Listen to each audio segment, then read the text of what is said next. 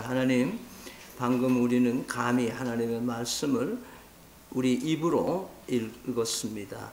우리에게 쓰신 말씀은 아니지만은 우리를 위해서 오늘 읽게 하신 깊으신 뜻이 오늘 이 아침에 우리에게 함께 하게 도와 주시옵소서. 하나님, 저희들은 미련합니다. 우둔합니다. 깨닫지 못하는 마음들입니다. 또 제대로 잘 전달할 수 없는 무능한 것입니다. 하나님, 오늘 말씀 속에 역사해 주시고 온전히 우리의 삶이 하나님의 언약에 굳게 서는 믿음의 사람들이 다 되도록 오늘 역사해 주시옵소서. 예수님 이름으로 기도드립니다. 아멘. 오늘 본문은 예레미야가 20대에 부름을 받아서 이 메시지를 지금 설교를 하고 있습니다. 근데 그 설교가 총 7편이나 되는데 그 중에 이제 네 번째 설교고 그 네 번째 설교의 첫 부분이 앞부분이 지난주 11장이고 오늘 이 부분이 이제 후반부 메시지입니다. 그래서 오늘 여기 그 메시지는 지난주에 연관성이 있는 것, 여러분 예레미야를 죽이려고 암살하려고 한 사람들이 누구라 그랬죠? 예레미야의 고향 사람 아나돗 사람들이 이 예레미야가 너무 바른 말하고 이 세상이 좀 편안한 세상이 돼야 될 텐데 자꾸 문제를 막 일으키는 것 같으니까 지금 이 예레미야를 골치 아프니까 이제 암살하려고 하는 그런 분위기가 지난주에 있었던 것을 보게 됩니다. 그러면서 하나님께서는 이 사악한 유다인들을 이제 벌하시기로 이제 작정을 하시고 예레미야를 통해서 너희들 하나님 앞에 이런 식으로 살면 너희들 혼난다. 그러니까 빨리 회개하라. 그런 의미로 지금 메시지가 되고 있습니다. 따라서 오늘 이 메시지의 그 흐름은 세 가지인데, 하나는 예레미야가 나름대로 열심히 전하기는 하는데 가만 세상을 보니까 뭐예요? 좀 이 의로운 사람들, 이런 사람들이 잘 돼야 되는데 악하고 못된 것들이 다 득세를 하고 세상을 움직이고 있으니까 이게 지금 자꾸 쌓이니까 뭐예요? 예레미야가 안에서 좀 뭐가 불편했는 것 같아요. 그래서 하나님한테 뭔가 이제 따지는 질문을 합니다. 그 다음에 이제 두 번째 그 중간 부분은 이제 하나님께서 이 예레미야를 따둑거리면서 얘기를 하면서 그래봤자 걔네들 잘 나가봤자 이제 하나님 앞에 호되게 야단 맞고 심판을 받게 될 것이니까 너 힘내라, 이런 의미로 이제 격려의 말씀이 중간에 있습니다. 그 다음에 14절 이하로 보면은 이제 하나님께서 이 심판, 너희들 말 안 들으면 싹 쓸어버린다, 막 야단 이제 심판하신다, 이렇게 근엄하게 말씀하시는 그 동기가, 그 목적이 뭐냐 하면 진짜 완전히 싹 쓸어버리려는 의도가 아니고 그렇게 해서라도 겁주고라도 뭐예요? 빨리 하나님 앞에 돌아오기를 원하는, 너희들이 다 뽑힐 수도 있다. 그렇지만 지금이라도 깨닫고 돌아오면 너희가 돌아가게 될 것이다. 이렇게 회복될 것을 얘기를 하고 있는 것이 오늘 주 메시지의 얘기입니다. 그러면서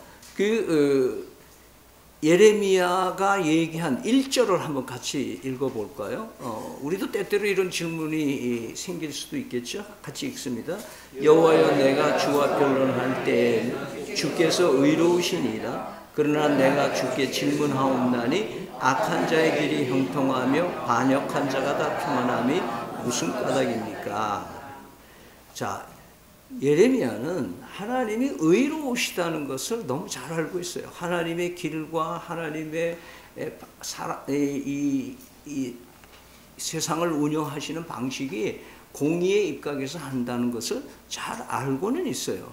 그렇지만 자기가 생각할 때는 하나님의 무슨 판단 기준이 없는 것 같아. 왜냐하면 인간의 예레미야의 생각은 여전히 사람이니까 어떤 장기간으로 보지 못하는 거죠. 그런데 하나님의 타임라인에는 뭔가 뜻이 있는 것 같은데 내가 볼 때는 보면은 이게 뭐 악한 사람들이 너무 잘 살거든요. 우리가 때때로 이 청문회 하는 거 이렇게 보면은 그 참 성공한 사람들이 그 부끄러운 모습들을 우리가 이렇게 보면서 그래도 그런 사람들은 또 다 세워서 또 뭐 정치를 하는 거예요. 왜냐하면 니나 내나 뭐 다 비슷비슷하니까. 그거 하나 떨져버리면 나중에 그게 부메랑이 돼서 자기한테도 오니까 이게 지금 오늘날 이 정치 현실이고 우리 한국의 사회의 모습이라는 것도 우리 맥을 같이 하고 있어요. 그래서 하나님 왜 좋은 사람들이 이렇게 힘들게 살고 의로운 사람들이 이렇게 고통을 당하면서 삽니까? 저렇게 협잡하고 거짓말하고 사기치는 놈들이 다 세상에 돈을 몇 프로 다 차지하고 있으면서 이렇게 사는데 이게 하나님의 기준이 뭡니까? 이렇게 얘기를 하는 겁니다. 사실 우리 다른 말로 이렇게 뒤집어 보면요. 내가 하나님 앞에 따질 거 많이 있어요. 사실 보면은 그렇잖아요. 이런 거 따질 분도 왜 다른 사람 건강한데 나는 왜 이렇게 불편합니까? 이렇게 따질 수도 있어.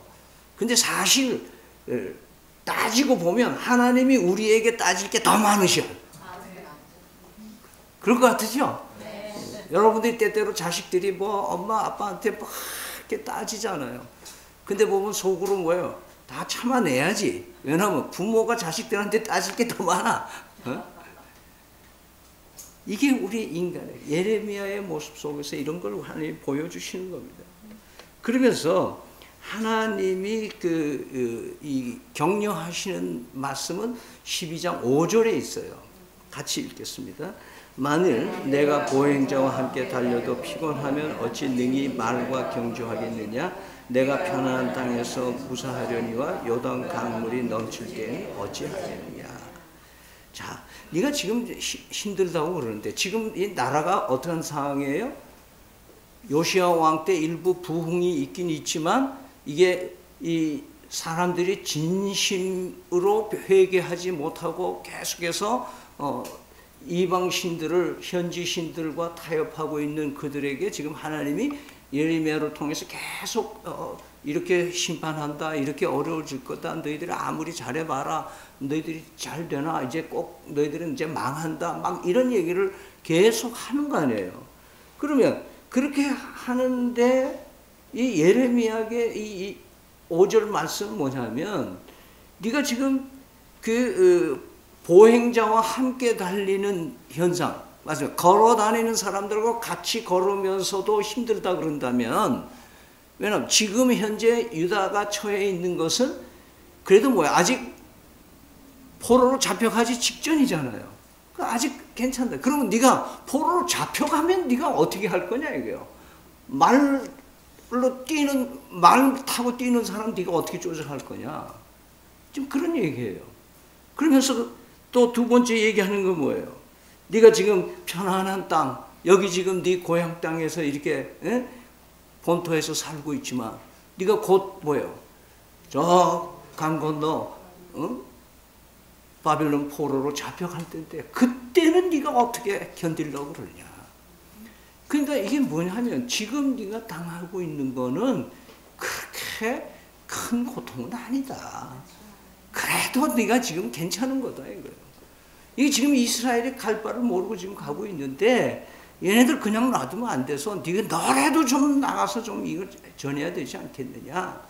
그러면서 다음부터 그 얘기하는 메시지가 하나님께서 어떻게 그들을 벌하실 건가를 조목조목 쭉 얘기하는 내용이 중간에 그 6절에서부터 13절까지 나오게 되는 겁니다. 자, 그러면서 하나님께서 얼마나 호되게 이 유다를 징벌할 것인지를 계속 얘기를 하지만 한편으로 하나님께서는 거기에 무슨 얘기를 하면 내가 너희들과 언약을 맺은 백성들이기 때문에 내가 너를 심하게 이렇게 북방의 사람들을 데려오고 뭐 이렇게 해가지고 너희들을 아프게 하고 힘들게 하고 너희들 뭐 소출도 없게 하고 가물게 하고 막 이런 고통을 너희들이 받게 될 텐데 이거 너희들 내 본심은 아니다. 내가 언약을 했기 때문에 나는 언약을 지키겠다. 그런 말씀이신 거예요. 그것이 이 유다를 징벌하시는 하나님의 이 얘기의 주 맥이라 그 말이에요. 이런 거를 잘 모르니까 저도 설교를 준비를 하는데 보니까 아무리 읽어봐도 너는 누구고 나는 누구고 그들은 누구고 이게 전부 삭갈리는 거예요. 자꾸 읽다 보면은. 근데 그 얘기 즉슨 뭐냐 하면은 유다를 심판하기 위해서 사용되시는 여러 가지 이방 민족이나 그 현지인들이나 이런 것들을 통해서 또는 기후나 다른 천재지변을 통해서 이스라엘을 자꾸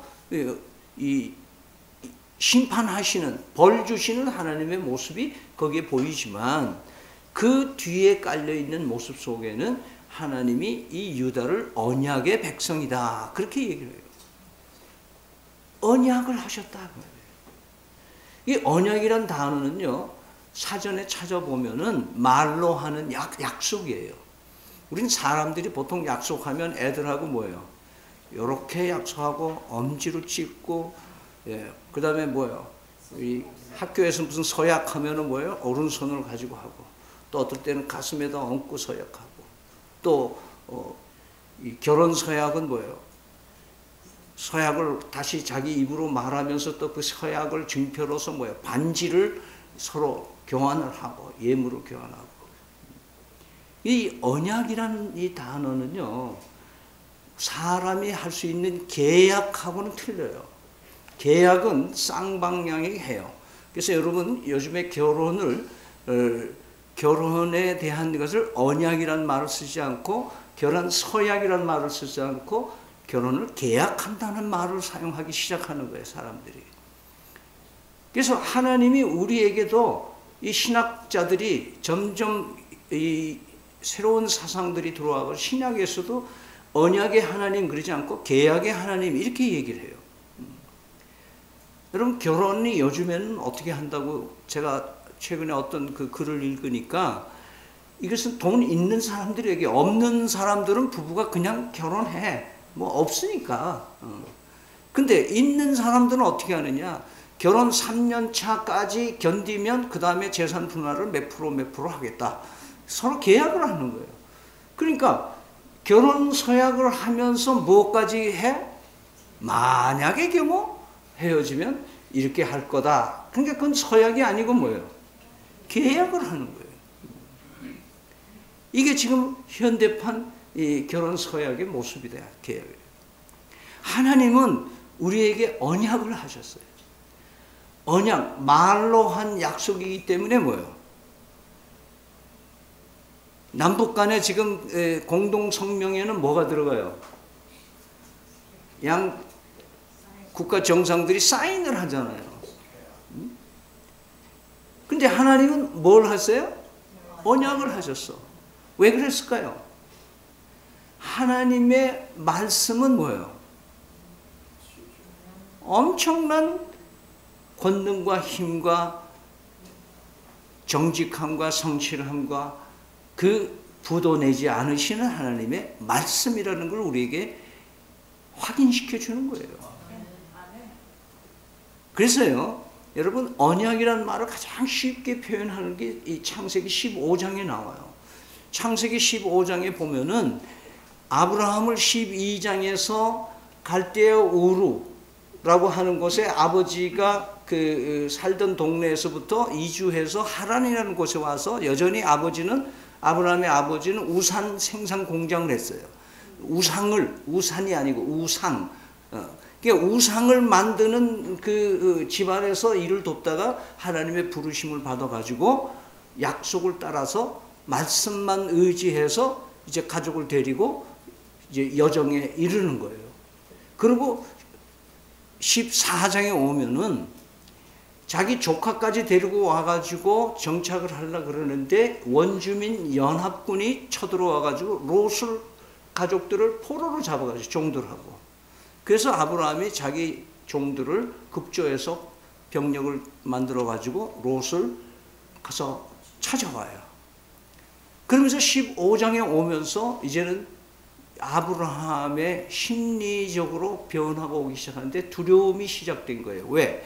10년 동안 지금 하나님만 믿고 저기까지 왔는데 12장의 약속이 뭐 하나도 이루어지는 게 없어. 그런데가 이제는 현지인들로부터 지금 전쟁이 시작되니까 이걸 어떻게 감당해야 될지 지금 모르는 거예요. 근데 두려워하고 있는데 하나님이 나타나신 거예요. 그러면서 하나님께 뭐라고 그러냐면, 얘 두려워하지 마. 내가 네 상급이 되고 너한테 씨를 줄 거야. 또 이렇게 얘기하시는 거예요. 그러니까 아브라함이 있다가 그럼 씨를 주시는데 지금 벌써 10년 지나서 지금 85이나 됐는데 무슨 아기를 또 어떻게 낳습니까? 내가 알기로는 다메섹 출신인 에베네셀이라고 하는 그 엘리야스라고 하는 이 사람을 몸종이 데리고 있는데 이 사람을 통해서 하나님 후사를 만들려고 하시는 거 아니겠습니까? 이렇게 자기 나름대로의 적당하게 해석을 했어요. 근데 하나님이 아니야, 나와봐. 데리고 텐트 밖에 데리고 나가서 하나님께서 저 하늘의 별 봐. 별 저렇게 많지. 네 후손들이 저렇게 많을 거야. 내가 너에게 반드시 후손을 줄 거야. 이런 거예요. 그래서 그것을 믿으니 하나님께서 아브라함을 의롭다고 칭했다 이렇게 되세요. 그래서 믿었어 아브라함. 거기까지는. 그러면서 뭐냐면 이 수많은 네 후손들이 살 땅을 내가 너에게 줄 거다 이렇게 행해요. 여기서는 조금 더 심각해지는 거예요. 뭐 후손을 주면 어떻게 후손을 주나 보다 했는데 그 사람들이 살 땅을 너에게 줄 거다 그렇게 얘기하시는 거예요. 그러니까 아브라함의 마음속에 무슨 생각이 들었나 하면은 약간 의심이 들기 시작하는 거예요. 자, 지금 자식도 안 주놓고 아이들 많이 후손이 된다 하고 그러면서 또 살 땅을 주신다고 하는데 그럼 그걸 내가 어찌합니까? 그래 물은 거예요. 그러니까 하나님께서요 놀라운 얘기를 합니다. 야 아브라함, 너 3년 된 암송아지, 3년 된 염소, 3년 된 양, 그리고 비둘기, 뭐 이런 날짐승들 다 가지고 와서 이것을 반으로 쪼개라. 그리고 반으로 쪼개서 이렇게 널어놔라. 그래요? 그래서 이건 간단한 거잖아요. 그러니까 이제 양, 염소 뭐 이렇게 해서 시키는 대로 반을 잘라서 놓으니까 반 자르니까 어떻게 돼요? 거기가 피가 은근히 이제 다 늘어진 거예요. 새들은 뭐 작으니까 그냥 죽여가지고 그냥 널브러져 있는 거예요. 근데 낮이 되니까 이 피 냄새를 받고 솔개도 날라오고 뭐 짐승들이 오니까 아브라함이 그것 쫓느라고 정신이 없는 거예요. 근데 해가 졌어요. 근데 하나님이 나타나서 두려워하지 말라고 말씀하시면서 보니까 연기가 막 나는데 풀무가 같이 연기가 나는 거예요. 근데 거기서 횃불이 큰 횃불이 쏵 나오면서 이 피를 밟고 이 횃불이 그 가운데를 지나가는 거예요. 그러면서 하나님이 언약의 의미를 알려주는 거예요. 그 당시 중동에서는 나라와 나라, 부족과 부족이 싸우면서 국경 분쟁을 하면은 이제 서로 합의가 돼서 평화 조약을 맺으면은 짐승을 반을 잘라 가지고 이렇게 넓혀 놓고 그 가운데로 양국의 지도자들이 그 안으로 지나가는 거예요. 그래서 누구든지 여기를 범하면 이렇게 피값을 죽는다. 그럼 침범하지 마라. 이런 계약을 이런 약속들을 하면서 있었던 중동의 문화예요. 자, 그렇다면 하나님하고 아브라함하고 둘이 약속을 했다 그러면 뭐예요? 하나님 혼자 횃불처럼 지나가시는 게 아니라 아브라함도 같이 데리고 갔어야 돼. 근데 그때는 누가 혼자 있었다고? 하나님 혼자만 지나간 거예요. 뭘 알으셨나 하면은 아브라함이 절대 자기하고 약속을 지키지 못할 걸 하나님이 아신 거예요. 그러니까 혼자 지나가시는 거예요. 왜냐하면 이 약속 어기는 건 나는 약속을 어길 리가 없는데 네가 어겨도 내가 책임지마. 여러분 그게 하나님의 언약이에요. 약속을 지킬 수 없는 사람하고 약속을 지키시는 하나님의 은혜가 있다는 거예요. 우리는 뭔가 둘이서 계약을 하려면 저 사람이 약속 지킬 수 있나 없나, 요즘 가계 대출을 하면은 갚을 능력이 있나 없나 이거 가지고 지금 가계 대출을 하겠다고 지금 하는 거 아니에요. 이것이 인간들의 약속인데 하나님은 우리를 위해서, 이것이 언제 완성되는 거예요? 이 약속이, 언약이 예수 그리스도를 통해서 완성하시는 거예요. 도저히 우리 스스로 하나님의 약속을 지킬 수 없는 존재들을 위해서 하나님은 아들 예수 그리스도를 쪼개셔서 그 피로 우리를 용서하시고 그 하나님과 약속한 하나님의 약속을 완성하신 하나님이시다는 것을. 그래서 이 약속을 하셨기 때문에 하나님께서는 벌하시고 징계하시고 심판하시는 하나님이시지만은 하나님은 그 다음 단계, 네가 이래도 이렇게 하면, 네가 그래도 마음에 회개하고 돌아오면 내가 너를 본향으로 다시 돌려보냈겠다. 내가 다시 너를 내 언약의 백성으로 삼아주겠다.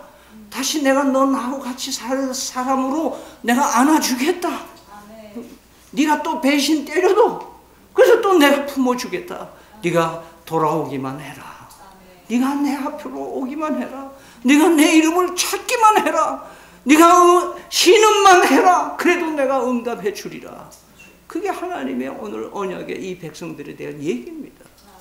심판하시는 하나님이시지만 그러나 그 뒤에 우리를 향해서 용서가, 그 약속을 깬 죄를 책임져 주시는 하나님의 은혜가 여기에 숨겨 있는 것을 여러분 믿으시기를 바랍니다.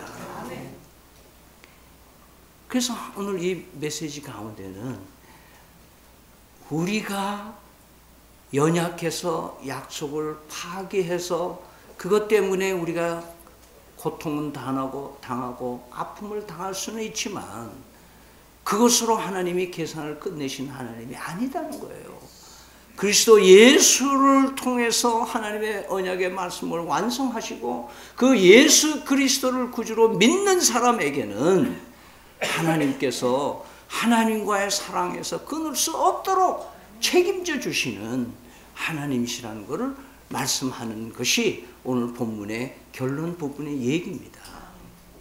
로마서 8장 35절에서 39절에 이런 말씀을 합니다. 누가 우리를 그리스도의 사랑에서 끊을 수 있겠습니까? 환난입니까? 공고입니까? 박해입니까? 굶주림입니까? 헐벗음입니까? 위협입니까? 또는 칼입니까? 성경에 기록한 바 우리는 종일 주님을 위하여 죽임을 당합니다. 우리는 도살할 양과 같이 여김을 받습니다 한 것과 같습니다. 그러나 우리는 이 모든 일에서 우리를 사랑하여 주신 그분을 힘입어서 이기고도 남습니다.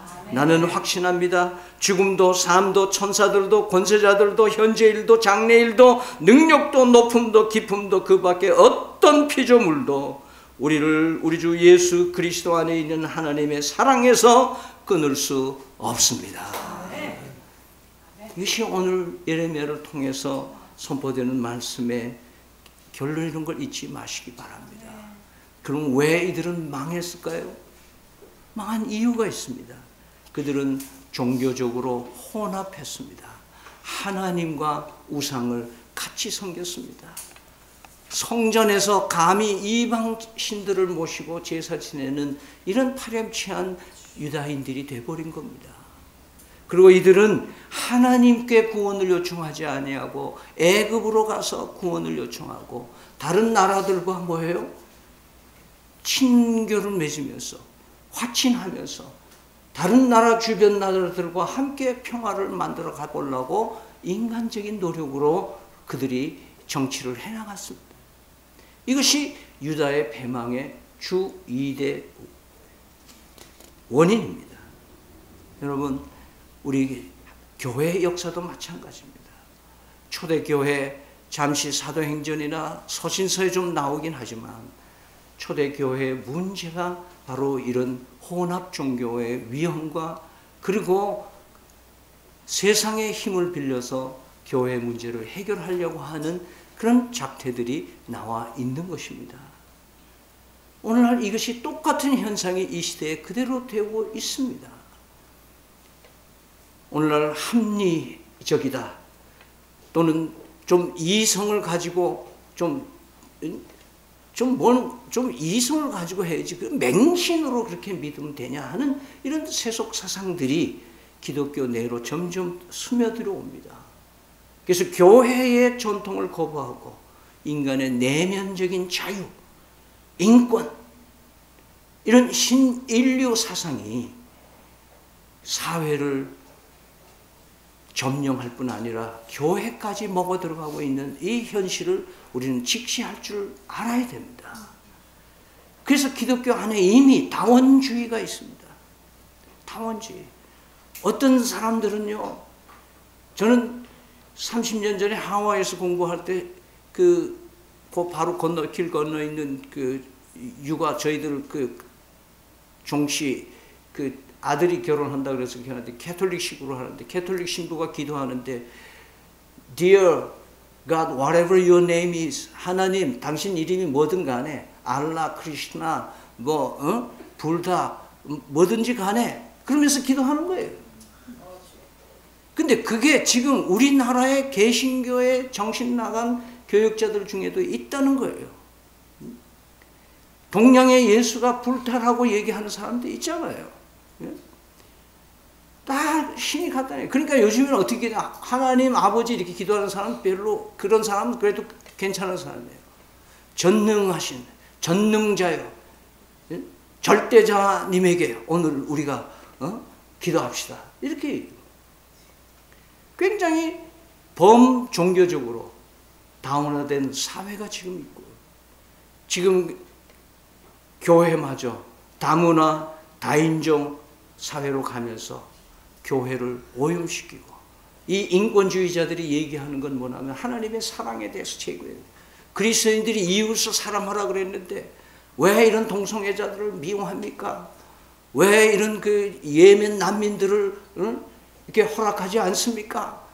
이웃 사랑한다면서 교회가 왜 이런 사람들 자꾸 따돌립니까? 막 이런 얘기들을 하니까 뭐예요? 그리스도인들이 답변을 못해요. 가장 정확한 답변은 뭐예요? 하나님의 말씀을 갖다 대야 되는 거예요. 근데 문제는 뭐예요? 성도들이 하나님의 말씀을 몰라. 문제는 뭐예요? 목사들이 하나님의 말씀을 몰라요. 성경을 가르치는 사람들이 말씀을 모르고 하는 거예요. 제가 오늘 초도에 예배 전에 말씀드렸습니다만 제가 새벽 4시에 설교 원문을 읽어보니까 내가 원문을 모르고 설교를 작성한 것 같은 느낌이 딱 오는 거예요. 이건 아니다. 나도 모르는 걸 왜 설교하고 있지? 하나님이 일침을 주신 거예요. 성도들은, 교회는 이런 기독교가 혼합되면 안 돼요. 복음이 딴 걸로 대치되면 안 됩니다. 그렇기 때문에 하나님의 말씀에 철저히 무장을 해야만 우리는 이 영적 전투에서 이길 수 있는 줄 믿으시길 바랍니다. 네. 말씀입니다. 여러분 믿음찬 교회 뭐 건물을 자랑할 수 있고요. 여러분 우리 재정을 자랑할 거예요. 1억도 안 되는 재정. 여기 지금 뭐 우리 인물 자랑 누가 인물 자랑할 사람 누가 있어요? 여기에 영향력이 있는 사회 인사가 누가 있어요? 다 도토리 키재기지. 자랑할 거 없잖아요. 우리가 자랑할 수 있는 것은 복음인 예수 그리스도밖에 자랑할 게 뭐가 있어요? 그래도 자랑도 못한다면, 이 자랑도 못한다면 왜 믿음찬 교인이 돼? 몇십만 명 모이는 데 가서 교인 생활하죠. 삶 속에 하나님의 말씀을 붙잡을 수 있는 경건한 사람들이 이 시대에 필요하다는 것을 여러분 잊지 마시기 바랍니다. 그거 유목사는 하세요. 그게 아니잖아요. 장로님들이나 하세요. 권사님들 하세요. 나는 아니에요. 그렇게 하지 마세요. 하나님은 여러분 한 사람 한 사람, 내가 나이가 적던 배웠던 못 배웠던 가졌던 못 가졌던 나이가 있던 병들었건 지쳐있건 하나님께서는 여러분을 통해서 말씀의 역사가 일어나기를 기대하고 계시는 것을 잊지 마시기 바랍니다. 우리는 약속의 자녀, 언약의 자녀임을 믿고 하나님의 언약 백성으로서 정말 멋지게 악한 사람들 아무리 잘 돼도 부러워할 일 없이 초연하게 자기 길을 걷는 그런 외로운 성도들이 다 하시고 승리하는 성도들, 작은 더 큰 나라의 꿈을 실현하는 우리 성도들이 다 되시기를 간절히 기도드립니다. 지금은 우리 주 예수 그리스도의 은혜와 살아계신 하나님 아버지의 극진하신 사랑과 성령의 교통하심이 심판과 회복을 동시에 언약 속에 집어넣으시고 우리를 끝까지 사랑해 주시고 책임져 주시는 그 은혜를 저버리지 않고 살기를 다짐하는 사랑하는 성도들 머리 위에 그 권속들 위에 영원토록 함께 계실지어다. 아멘.